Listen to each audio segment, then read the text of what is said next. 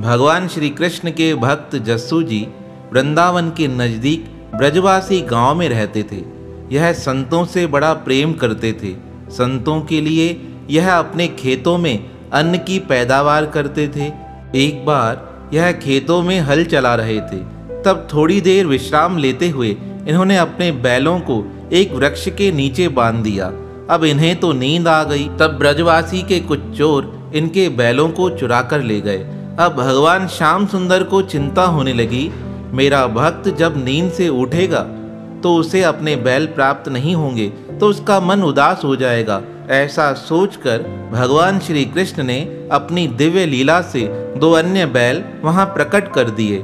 अब जस्सू भक्त जैसे ही निद्रा से उठे, उन्होंने अपने बैलों से पुनः हल चलाना प्रारंभ कर दिया।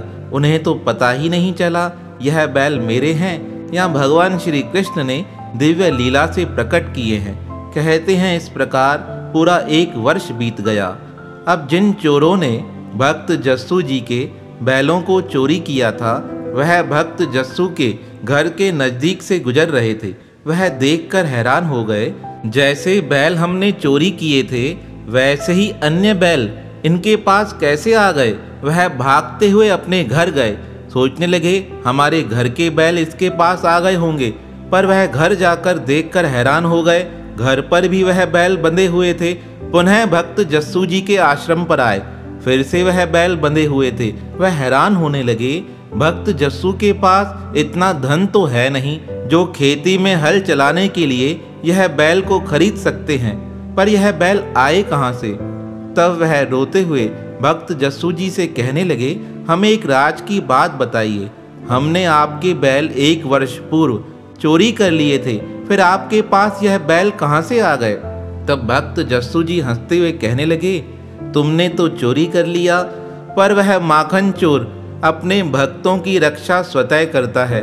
लगता है भगवान श्री कृष्ण स्वयं आकर मेरे पास उन बैलों को बांध कर गए थे। अब तो भक्त राज की बात सुन वह चोर अपने घर से वह बैल लेकर आए। अब जैसे ही वह भक्त जस्सू जी के बैल भक्त जी के आश्रम पर आने लगे, तभी वह भगवान के द्वारा आए हुए दिव्य बैल उस आश्रम से अदृश्य हो गए।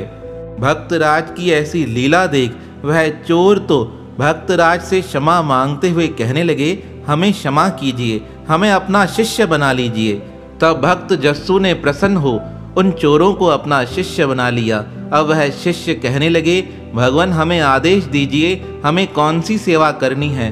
तब भक्त जस्सू उनसे कहने लगे, आज के बाद कभी चोरी का कार्य नहीं करना और आश्रम पर जो संत आए उनकी तुम सेवा करना। वह चोर बड़े प्रसन्न होकर भक्तराज जी से आशीर्वाद लेकर अपने घर आ गए। तो देखिए भगवान अपने भक्तों को किसी भी दुविधा में आने नहीं देते। उनके ऊपर संकट आए उससे पहले ही भगवान भक्तों के संकट को दूर कर देते हैं।